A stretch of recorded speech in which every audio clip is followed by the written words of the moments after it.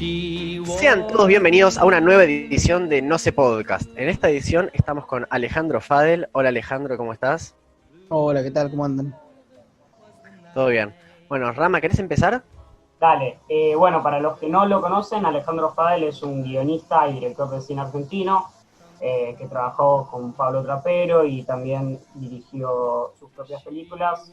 Actualmente está presentando un mediometraje que se llama El elemento enigmático, presentado en Sitges. Así que bueno, como siempre le preguntamos a todos nuestros invitados, queríamos saber cómo empezaste en cine, cómo te interesó este arte y cómo empezaste a meterte acá y decidir que esto era lo que querías hacer. Bueno, primero una pequeña cosita, además de que se pasó en sitio, la película ya está disponible para ver en la plataforma Cabinet, que es wearecabinet.com, así que todo Sí, el el que link va a quiera estar en la ver descripción. el elemento enigmático también puede acercarse por ahí, así De los que forma escuchan gratuita. de forma gratuita, así es. ¿Cómo empecé? Mira, yo nací en una ciudad pequeña de Mendoza, que se llama Tunuyán, fui a un colegio religioso, padres agricultores, no había mucha biblioteca en casa, digamos que no estaban dadas las condiciones para como que por herencia se despertara como esta idea de hacer películas, digamos. Pero hubo algo en la adolescencia que me llevó a pensar que tenía ganas de hacer otra cosa, distinto a lo que quizás estaba como más claro por la historia familiar, que es una familia que produce frutas y viticultura y vinos. Y bueno, y ahí como en todo momento de esa edad de la vida uno necesita una especie de persona que te vislumbre un poco un camino, alguien que haya hecho ya ese salto de pasar de un pueblo chico a, a tener la ambición de quizás hacer otra cosa que no estaba demasiado prevista. En ese sentido creo que la figura de Jorge, mi amigo Jorge, se volvió fundamental porque era la persona que, bueno, como imagino ustedes también tendrán, que pasaba los discos que había que escuchar, los libros que había que leer, y además tenía una lista de las películas interesantes que se podían conseguir en los 3 videoclubes que habían. Cuando yo cumplí 10, el cine del pueblo cerró, obviamente con una película que ustedes no deben haber visto, que se llamaba Las aventuras de Chatrán. Eran miles de copias que andaban dando vueltas a esas películas y los cines cerraban con eso. Una película coreana sobre un gatito, unas aventuras de un gatito, que eran muchos gatitos porque se iban muriendo los gatitos. Y después el cine se volvió a abrir en el 94 recién, pero con un cañón de video que proyectaba los partidos del Mundial. Creo que vi Rumanía, Bélgica, si no me equivoco, como última película en el pueblo, digamos. Eh, entonces, a partir de tener un poquito más de información, sumado bueno, a los vaivenes de la adolescencia, el mundo del skate, un montón del mundo de la montaña y de la escalada, empecé como a ver que tenía que irme un poco del pueblo. Entonces creo que fue una combinación de un futuro incierto y con ganas también de salir de la ciudad en la que me había criado. Jorge, de quien hablo, es la persona que hoy hace la música del elemento enigmático. O sea que somos amigos desde la más tierna infancia. Eh, Así que un día decidí venir a ver, había venido una sola vez a Buenos Aires, en 18 años, y la segunda fue para averiguar universidades. Y bueno, y ahí me quedé para probar. Y dije, bueno, pruebo un tiempo a ver si me acomoda la ciudad y si me acomoda la carrera. Y finalmente creo que encontré lo que todo estudiante de cine busca o debería buscar, que más que un conocimiento concreto, es hacerse de un grupo de personas que estén tan perdidas como uno, pero que tengan pasión por algo a descubrir. Y creo que ese fue mi gran encuentro con el cine. Fue primero un gran encuentro con un grupo de amigos con los que trabajo hasta el día de hoy. En el medio, cuando tenía 16 eh, o 15, creo que 15, me iba todos los miércoles a dedo a Mendoza, que es la ciudad capital de la provincia, digamos, que eran 80 kilómetros, para tomar un curso de historia del cine eh, en la Alianza Francesa. Durante 2 años hice eso, entonces ya de a poco me iba consiguiendo VHS que alquilaba y que me llevaba por una semana al pueblo, me llevaba un stock de VHS para ver, más otras cosas que conseguía, y ahí fui armando como mi precaria formación cinéfila antes de empezar la facultad. Cuando yo entré a la facultad y me encontraba con chicos que habían estudiado en el Super Colegio de Buenos Aires, que decían, te preguntaban cuál era tu película favorita, y todos decían Antonioni o Godard, algunos, otros La Naranja Mecánica, no sé qué, bueno. Yo creo que tuve que mentir porque me da un poco de vergüenza que no. Creo que dije Freaks, pero no estaba tan errado porque hasta el día de hoy es mi película favorita. Bueno, y por ahí, o sea, ¿considerás que la educación en el cine, esta es una pregunta que le solemos hacer a todos los invitados porque nos parece muy interesante, porque nosotros también, en gran parte, tenemos que decidir si vamos a seguir una educación formal, si se quiere, en el cine, ¿y te parece que es necesaria una educación formal en el cine, ya sea con una universidad, un terciario o con un curso, como hiciste vos, o por ejemplo, solo con la práctica sirve, o solo con ver películas sirve, etcétera? Yo creo que todos son complementarios, que los sistemas de aprendizaje, sobre todo en carreras que no solían tener universidad, sino que eran un hecho práctico, eh, fueron cambiando las cosas. Entonces yo pienso que al día de hoy todo se complementa. Uno no puede ir a estudiar a una universidad si no lee los textos que le proponen o si no le interesan. Y mucho menos si no ve una película por día y se interesa en rever esa película y entender cómo funciona. Creo que no alcanza, pero quizás tampoco basta con la educación autodidacta. Es una mezcla de, del marco de contención o de orientación que te puede dar una universidad, el interés de uno, primero por aprender cosas que no sabe, que pueden ser lo técnico, lo teórico, eh, el interés por descubrir cómo está hecha una película, cómo se dirige un actor, porque hay distintos tipos de actuación, porque hay distintos tipos de narración en la historia del cine. Son cosas que te van a tirar una idea, porque si uno no las experimenta viendo, difícilmente las pueda ir probando para, en el mejor de los casos, llevarlas a cabo. Y por otro lado, como les decía, para mí la universidad fue un gran motor de encontrarme con personas que eran muy afines o que nos fuimos haciendo, formando juntos en gustos, en, en discrepancias, en discusiones, que incluían no solo al alumnado, sino también a los profesores. Tuve profesora Rafael Filipelli, a Mariano Ginás, a Cristian Ferrer, gente que me estimulaba mucho a pensar también y a que el cine no se hacía en las aulas, que podía seguir en un bar, que podía seguir en un rodaje. Y sobre todo también lo que te puede dar un marco universitario es cuando uno no tiene... Ahora por ejemplo, es más simple el acceso a la tecnología para filmar, ¿no? Pero en ese momento, cuando yo estudiaba, aún se filmaban 16 milímetros los cortos curriculares y el primer año todavía se tomaba sonido en el Nagra, que es un sistema analógico de cinta. Incluso nos enseñaban a editar en Moviola también, que es básicamente cortar y pegar los pedazos de celuloide. Creo que la universidad también te puede dar un marco para tener cierto equipamiento técnico con el que empezar a experimentar. Filmar es otra de las cosas clave para mí para aprender. Digo, filmar, participar en filmaciones. No sé, yo había hecho varios cortos y en un momento decidí que mi formación académica terminaba en el terciario, que tampoco terminé, por cierto, pero lo podría haber terminado muy fácil, porque me ofrecieron ir de meritorio de dirección en un programa de televisión que se llama Tumberos, que dirigía Adrián Caetano, y me pareció que tomé una decisión correcta, que eso era parte de continuar con la formación de otra manera. Ya había esponjeado, ya había absorbido todo, creo lo que me podía dar la universidad en ese momento, y me pareció que estaba bien encontrarme con gente que venía de otro palo y seguir como agrandando la experiencia, ¿no? Em, en tu ópera prima, vos no dirigís solo, sino que dirigís en conjunto con otras dos personas. Tres. Y esto es algo que nos habíamos encontrado ya en una entrevista anterior con Tama de Garategui. Y ella nos contaba que se había armado una dinámica interesante en su caso, y que eso había permitido a que la forma y que la dirección de la película haya sido bastante satisfactoria y haya fluido todo bien. ¿Cómo fue tu experiencia con esta situación? Éramos cuatro directores, o sea, Juan Snitman, Santiago Mitre, Martín Mauregui y yo. La película surgió a partir de un taller que se daba como una materia optativa, creo, en la universidad, que era no tenía un título claro, o sí lo tenía, pero era como básicamente las preguntas acerca de lo documental en el cine.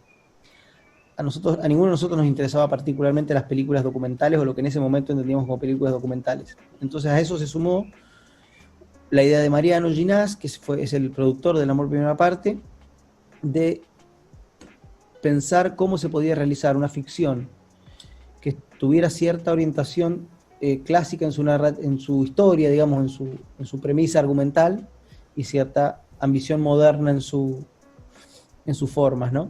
Y que a la vez estuviera involucrado en ello un método de producción completamente independiente, sin esperar ayuda de ningún tipo, filmando con lo que había y trabajando entre amigos. Algo que creo que es algo que Mariano viene insistiendo desde Balnearios, su primera película, desde antes, y con El Amor Primera Parte creo que también fue incluso un empujón para él para cómo funciona el Pampero Cine, que es una productora que yo admiro mucho, que es estar todo el tiempo en situación de rodaje, llamémosle, y filmando con los recursos con los que se puede contar, y saber que una película también su forma de producirse es también su estética y sobre todo su ética.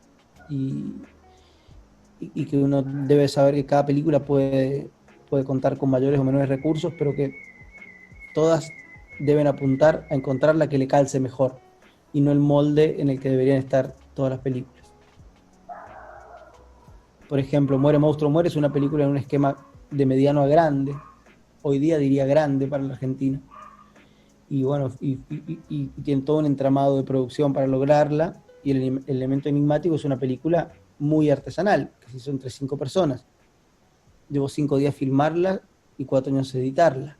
Entonces digo, esa película no puede entrar en ningún esquema de producción y menos de exhibición. Hoy por hoy tuvimos suerte y la película se exhibió tanto en pantalla grande como en una plataforma. Así que, pero lo que voy con todo esto es que creo que cada película debe pensarse de acuerdo a lo que esa película precisa y no entrar en el molde de la prefabricada, ¿viste? De la casa que ya te viene armada como un Lego, y uno tiene que ensamblar las piezas. Pues generalmente las piezas, como nuestros Legos suelen ser de baja calidad, no terminan encajando del todo bien si uno pretende eso.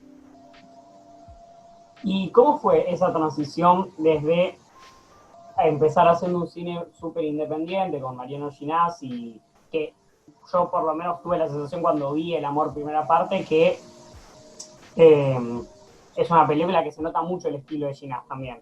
Entonces, ¿cómo fue pasar de eso a, como vos decías, una peli como Muere Monstruo Muere, que ya es como mucho más grande e incluso internacional? ¿Cómo fue eso? No, en el medio está Los Salvajes, que para mí fue como la gran puerta que me permitió hacer Muere Monstruo Muere. Los Salvajes, veníamos de pensar El Estudiante con nuestra productora, que la película dirigió Santiago Mitre. La habíamos pensado en un esquema más tradicional, aplicamos el concurso del Inca, perdimos, aplicamos algunos fondos más, perdimos, y dijimos, bueno, recuperemos la energía que nos trajo hasta acá. Entonces con la plata que había, se compró una cámara mini DV. No, mini DV, no, ya no. No, mini DV ni en pedo, perdón. Una cámara HD, pero bueno, que hoy se usaría, no le daría ni siquiera la resolución para lo que te piden para los casorios. Entonces se compró esa cámara con el fin de hacer El Estudiante y Los Salvajes. Entonces las dos películas decidimos que era momento de hacerlas ya y no esperar a entrar en lo que llamaríamos el esquema grande de una producción que tiene que juntar voluntades de distintas partes. Los Salvajes se filmó de la misma manera casi que El Amor Primera Parte, con un poquitito más de dinero, porque además estaba filmada en el exterior y nos teníamos que ir en exteriores y en el interior de Argentina, y tenemos que viajar un equipo técnico, que éramos muy poquitos también, pero un grupo de 5 o 6 actores a veces, y a la vez yo tenía la ambición de que la película tuviera un costado visual que fuera, que no estuviera diciendo que faltó plata. Ahí interviene otra persona muy clave en mi vida, que es Juliana Pesteguía, con Manuel Revela, que en ese momento era su gaffer, su multiasistente, y que terminan siendo los dos directores de fotografía de Muere Monstruo Muere, y también con Luisa Cábana, que es la colorista de Los Salvajes, de Muere Monstruo Muere y del Elemento Enigmático, y que dotaron a esa película de una impronta visual, y Santiago Fumagalli en el sonido, de una impronta sonora. Y tuvimos la suerte de estar en el Festival de Cannes, que a la película le vaya bastante bien ahí, y ahí conocer un poquito más cómo era ese otro mundo que se nos podía presentar como posible o no, dependiendo de lo que quisiéramos hacer. Cuando Muere Monstruo Muere se termina de escribir, nos damos cuenta de que era una película más grande de la que habíamos imaginado en un principio, y que íbamos a requerir de empezar a sumar voluntades, y ahí aparecieron personas que yo había conocido la mayoría por casualidad, y que les fue interesando el proyecto y se fueron sumando, y así poco a poco se fue financiando. Diciendo esto o dicho esto, la libertad con la que filmé las dos películas es exactamente la misma. La responsabilidad quizás fue mayor en Muere Monstruo Muere, porque había más dinero en juego circulando y más personas a quienes responder por ello.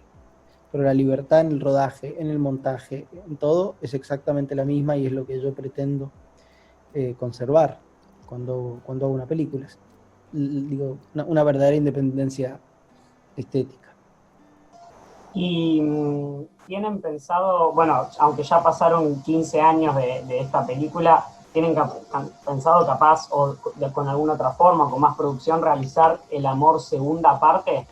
¿O es un proyecto que quedó ahí? Eso creo que fue una idea que se tiró en su momento, pensando que 10 años tardaban mucho en pasar, y pasaron demasiado rápido. Incluso, claro, ya pasaron, creo, más. Si me preguntás ahora, no la veo, che. No la veo.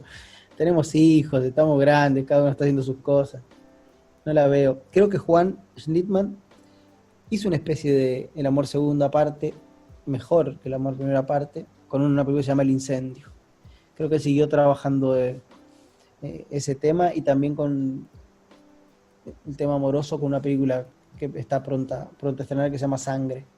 Pero entre los cuatro dirigir juntos otra película yo creo que sería lindo, porque sería muy disparatado también.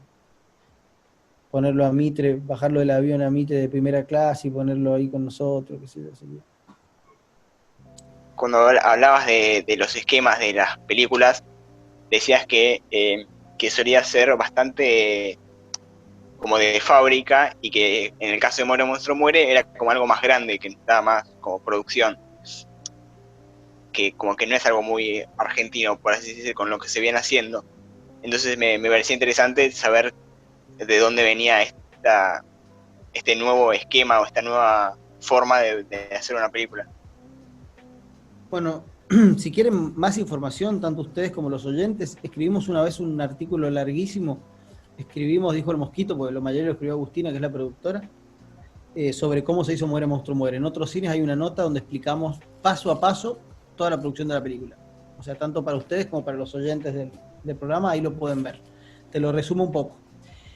Con este tipo de esquemas, con el Inca no alcanzás a cubrir el presupuesto, el 70% del presupuesto, que es lo que te puede otorgar el Inca. Entonces necesitas aplicar a fondos que tengan convenios con nuestro país, o de apoyos a cinematografías periféricas, en crecimiento, todo ese chamullo, donde ir juntando pequeños apoyos. Entonces básicamente es presentarte a concursos varios, a fondos varios, y para eso necesitas distintos productores en distintos países que sean los coproductores de tu película. En este caso el mayor coproductor fue Francia, que consiguió dinero de la región de Aquitaine, que es el sur de Francia, del CNC, que es el Instituto de Cine francés, y otro fondo más que es para desarrollo de nuevas tecnologías, que es lo que nos permitió realizar El Monstruo en Francia. Nos permitió o nos hizo hacer El Monstruo, el armado del bicho en Francia. Por otro lado, está Chile con un acuerdo bilateral que tiene con Argentina, que ganamos un concurso ahí. También hay una plata de Alemania, del World Cinema Fund, que me estoy olvidando. De Holanda para el desarrollo. Bueno, el Festival de Cannes también me dio una beca para escribir el guión. Fueron como sumándose como cosas a lo largo de 5 o 6 años, donde se va armando la película. Y con el guión también tuvimos la suerte de ya contar con un vendedor internacional, que es The Match Factory, que es una empresa alemana bastante interesante, que a mí me gusta mucho su catálogo. Me gustaba compartir página web con directores que admiro y directoras que admiro. y que se sumaron al proyecto antes de ser filmado. Ellos también anticipan una plata de las futuras ventas de la película. Toda esa serie de voluntades se van sumando para armar el esquema de producción. Y recién nombraste que el monstruo se hizo en Francia. ¿Cómo fue todo el proceso, tanto de pensarlo hasta la realización y traerlo y todo, y filmar también con el monstruo? Mira, la idea principal del monstruo que yo tenía era que iba a ser un monstruo práctico, digamos, de efectos prácticos, como se le llama en la jerga. O sea, que no iba a ser un monstruo digital que se aplicaría después por computadora y íbamos a tener que filmar con pantallas azules o pantallas verdes y después aplicarlo. Eso era por un lado una premisa fundamental. Casi el 80% del monstruo, digamos, para el que no vio la película no le diríamos cuál es la parte, pero creo que se nota. Se nota porque tiene otro tipo de vida. Es un disfraz sobre un actor. Y básicamente teníamos 3 cabezas que la manejaban unos expertos que con motorcitos hacían que se movía la boca, que salieran líquidos del bicho y todo. Y bueno, y ese es un gran trabajo muy difícil de hacer, que lo hizo un equipo francés que se llama, la parte práctica, Atelier 69, y la parte digital se llama Micros, la empresa. La parte digital, lo blanqueamos aquí, es la cola del monstruo. Por cuestiones de no agregar mayor cantidad de gente al equipo, porque no se podía, y no se podía traer más gente de Francia, no se podía hacer la cola con títeres, que era la idea primera, digamos. Pero se necesitaban como para los movimientos que yo necesitaba en el plano final de la película, que era un plano de 1 minuto, claro, que terminaba durando 40 segundos en la película, pero que se filmaron 2 minutos y medio, no se podía tener esa ductilidad con titiriteros que movieran la cola. Entonces la cola se decidió hacer digital.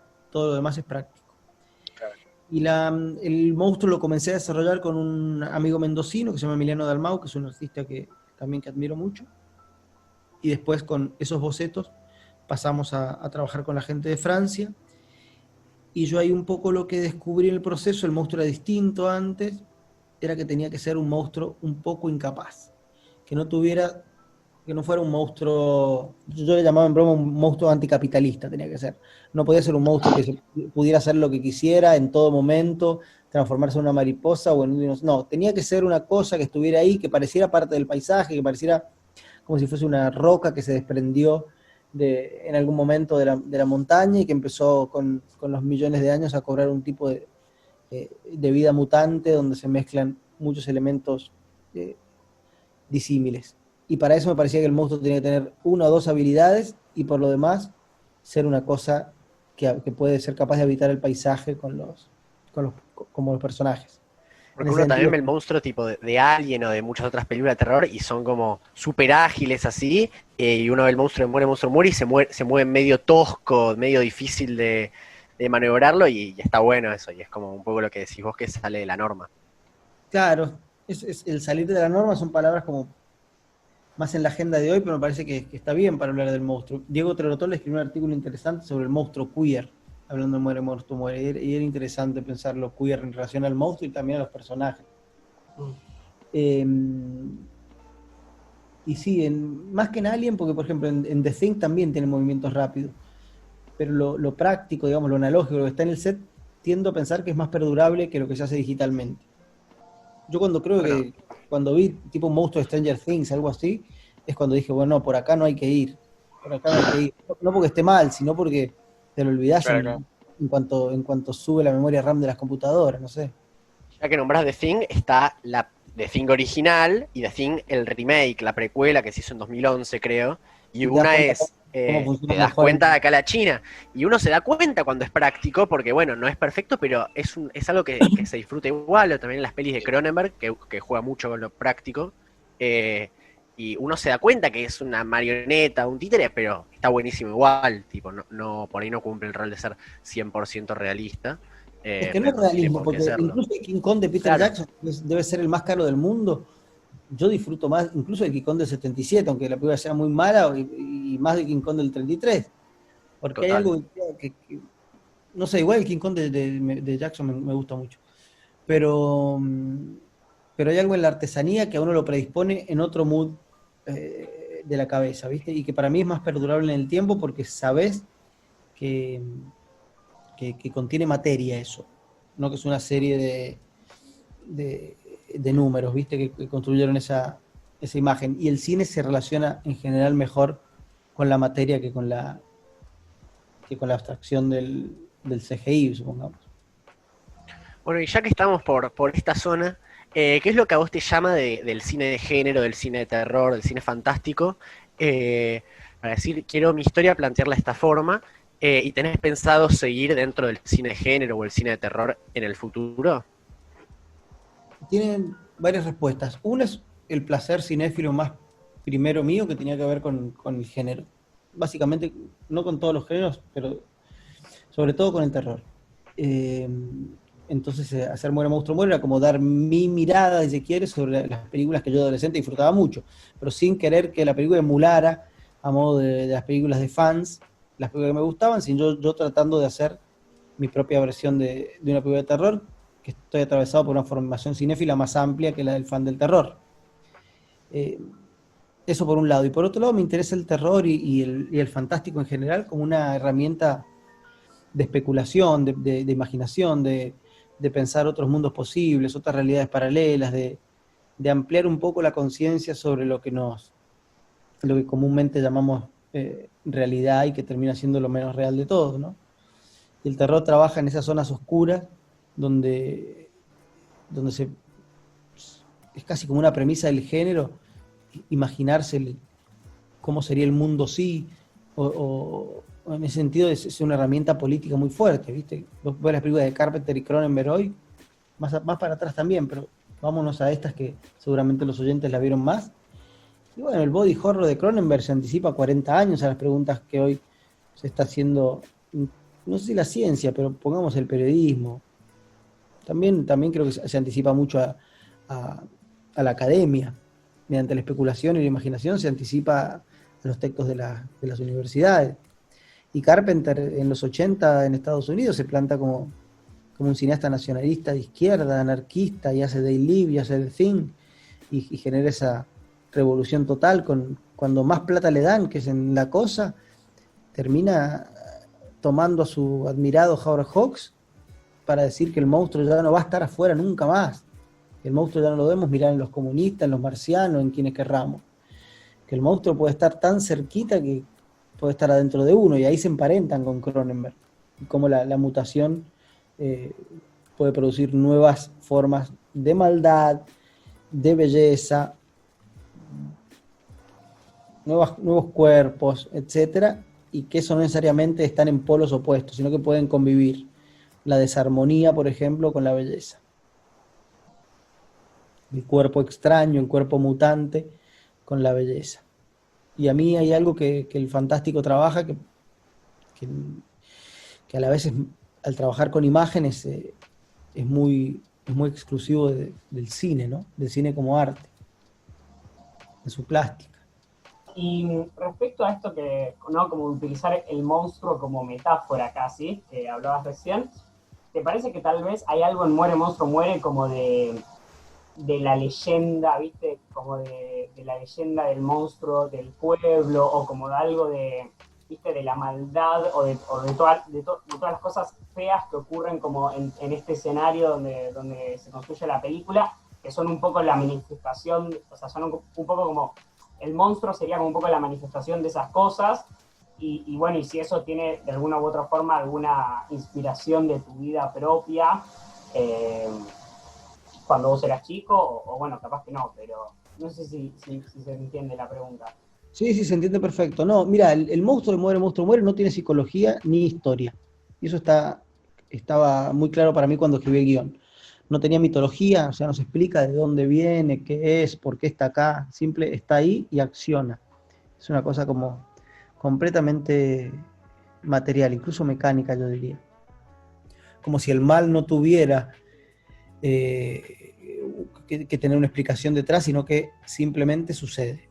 Después, respecto a la metáfora, el cine tiene una relación muy tirante, porque la metáfora suele ser contraria al arte cinematográfico, que tiende a trabajar más cercano a lo real.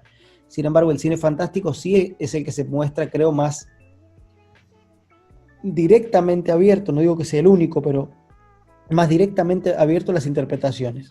Y en ese sentido me gustaría pensar que Muere Monstruo Muere tiene la capacidad de, si bien plantea una serie de temas, por ejemplo, los personajes principales son varones, habla de ciertas formas de poder y de control que son históricamente masculinas, etcétera, no me gustaría tampoco que el monstruo sea leído en una sola dirección. Y la experiencia de mostrar la película me hace ver que si bien esa lectura está muy presente, también hay muchas otras lecturas alrededor de cuáles son los elementos que andan dando vueltas en la atmósfera de la película y que se logran concretizar en ese cuerpo. En ese sentido, no, incluso una palabra más traicionera para el cine, que es se me perdió. Una metáfora o bueno, no importa. Aquello que tiene un significado, ya se me va a venir la palabra, que tiene un significado directo, digamos. Esto representa esto, bueno, es todavía menos interesante. La metáfora incluso puede, si está bien planteada como metáfora, puede ser polifónica, mientras que esa palabra que no recuerdo es más directa. Bueno, nada de eso yo pretendía con el monstruo. Pretendía que... ¿Analogía? No es analogía. Es bueno, no vamos a perder tiempo a los oyentes, que seguramente todos ya la tienen en la cabeza. Yo pretendía que aún siendo una película que planteaba ciertos temas y que además se metía con el tema como es el asesinato de mujeres, permitiera pensarse desde distintos lugares esa figura fantástica. Y, a ver, Muere Monstruo Muere no es una película que dé muchas respuestas, se podría decir. No te da las cosas en una bandeja de plata explicándote la trama. Y da mucho a la interpretación del espectador. Vos, cuando escribías el guión y pensabas la película, ¿lo pensaste con una interpretación para que sea leída la película? ¿O dejas como, estas son las piezas del rompecabezas, cada uno que tome la película como quiera? No, sí, creo que la película tiene, no sé si preguntas por responder, pero sí espacios que no están con el sentido completamente dirigido. Momentos donde el espectador puede entrar en una subtrama, en una línea de diálogo, en una imagen, donde no necesariamente te va a responder todo a la centralidad que te pide una narración clásica, donde todos los elementos tienen que ir direccionados a potenciar una trama. Y a mí eso en las películas me parece fundamental, que tengan momentos de lo que podríamos considerar un bache, un tiempo que se ralentiza, digamos, son decisiones que un director toma conscientemente. Digo, yo sé en los momentos en que si saco esa parte la película es más clásica y si alargo esa parte la película te va a generar otro tipo de emoción y otro tipo de preguntas. Y eso para mí es interesante porque hace que el espectador pueda entrar más en juego con lo que la película propone. Tomemos el ejemplo, por ejemplo, de un cineasta que no tiene que ver con el terror para ampliar la charla. Lo que hace Judd Apatow con las comedias, ¿no? Que lo hablaba el otro día con un amigo. ¿Por qué la gente se desilusiona cuando ve una comedia de Apatow? Porque le gusta la primera hora y media, que es lo que debería durar la comedia, pero el tipo hace que dure 2 horas 20. Entonces, en ese movimiento narrativo, él logra transformar una comedia en algo extraño. A veces en una tragedia, o en algo que tiene otros tintes que exceden la risa, como la película de Adam Sandler que hace con él, que es fabulosa, pero incluso también en las más convencionales. Bueno, para mí, las películas que más me interesan son las que en algún punto proponen grandes o pequeños quiebres en la hegemonía narrativa que hoy concebimos, sobre todo en un mundo donde todo está como cada vez más parecido, cada vez más masticado, donde las decisiones las toman cada vez menos personas porque supuestamente saben lo que la gente quiere y todo ese discurso. Bueno, a mí eso me rompe soberanamente las pelotas, pienso que le quita al cine el grado de libertad que debería tener como arte. Y por eso valoro aquellas películas que toman algún tipo de riesgo, aún en el pifie, aún en el error. Valoro más el error en una película valiente que el acierto en una película normal, una película de algoritmo, digamos. Aunque el chiste sea bueno en la película de algoritmo, prefiero el error en la película arriesgada. Claro. Y también a la hora de escribir Muere Monstruo Muere, ¿te inspiraste en algo específico? Porque, a ver, así viéndola simplemente, vienen, Memories of Murder, pero después también, por ejemplo, algo que aparece en el tráiler, que cuando yo le dije, tengo que ver esta película, que aparece Seven, de David Fincher, pero dirigida por David Lynch. Y dije, bueno, una locura. ¿Algo de eso Ahí tuviste alguna me inspiración? tendrían que haber llovido los contratos ahí si fuera cierto eso. Sí, ¿no? Pero bueno, está en el tráiler eso. Y yo creo que un poco de razón tiene. No sé si directamente de Lynch es un estilo propio, pero, pero hay algunas cosas de ese estilo. ¿Y tuviste alguna inspiración específica o fue como todo fue saliendo así nomás? No, yo soy bastante cinéfilo, ¿viste? Entonces, las, un cineasta no trabaja a la manera publicitaria de las refes, que le dicen. Una referencia, emulemos esto, copiemos esto. Yo le paso a la directora de arte 5 o 6 películas que son diferentes a las que le paso al director de fotografía, que son diferentes a las que le paso al sonidista, y después charlamos un poco. Y en ese sentido no creo que haya como una unidireccionalidad. Sí sabía que para el monstruo habían elementos del body horror que yo quería que estuvieran presentes, esta cosa del trabajo sobre lo orgánico, sobre los sonidos que tenía que ver el monstruo, íbamos a trabajar con sonidos tomados de la naturaleza, no íbamos a construir sonidos digitales. De hecho, los grabamos el sonidista y yo con vísceras, como se hacía en la vieja tradición del cine gore de los 70 y 80, digamos, y distintas formas de entrar a la película tenían distintas respiraciones, distintas ideas sobre lo que debía ser. Si vos me preguntás hoy no sé, los dos cineastas en los que yo más pensaba son cineastas que pueden parecernos tan cercanos, pero para no estar tan cercanos, pero para mí lo están, en mi formación, en mi forma de ver el mundo, etcétera, que son John Carpenter y Bresson. Y por ahí me va a decir, ¿qué tiene de Bresson la película? Y yo diré, perdón, nada, porque se trata de un maestro. Pero a mí me permitía pensar que la dualidad de cómo un cineasta filma el mal en Halloween y cómo un cineasta filma el bien en Un condenado a muerte se escapa, no están tan distantes en cuanto a forma. Y si para el cine no están tan distantes en torno a formas, tampoco están tan distantes de una manera moral. Y ese entramado entre bien y mal, equiparados en cuestiones de planos, en cuestiones formales, a mí me hacía mucho sentido. Después uno va tomando cositas de todos lados. Si me preguntás, creo que la película donde más choreos tiene, quizás, esa 2666, la parte de los crímenes de Bolaño. Ahí sí hay citas explícitas, que una escena de la fobia que casi está transcripta de ahí. Después hay otra escena que está tomada, la larga entrevista a David, que recorre, que primero estoy quemando unas que no dije nunca, pero bueno, vale la pena, ya pasó tiempo. La larga entrevista a David, que primero está en on y después está en un pendrive que embruja a Cruz y embruja la película, está tomada de una entrevista que le hace Jacques Lacan a un psicótico matemático, poeta y especulador que se llamaba Messier Primo. Entonces esa entrevista está, si la lees, tiene un montón de frases que son parecidas. Cuando dice, es lo que la medicina llama cine, dice en un momento David. Eso está copiado textual de la entrevista de Lacan. A mí no se me hubiera ocurrido esa frase, y si se me hubiera ocurrido no lo hubiera puesto por pretenciosa. Pero como ya la había dicho otro, me permití esa cita. Claro. Cuando estábamos hablando de More Monstruo Muere y de todo el tema de la producción y de que tenías mucha gente de distintos lados encargándose de distintas cosas, me resulta como muy grande en mi cabeza y como que muchas cosas podían ser, no sé si falible es la palabra, pero sí, como que podían complicarse. Quería saber qué fue lo que más se complicó a la hora de la realización de la película. Todo.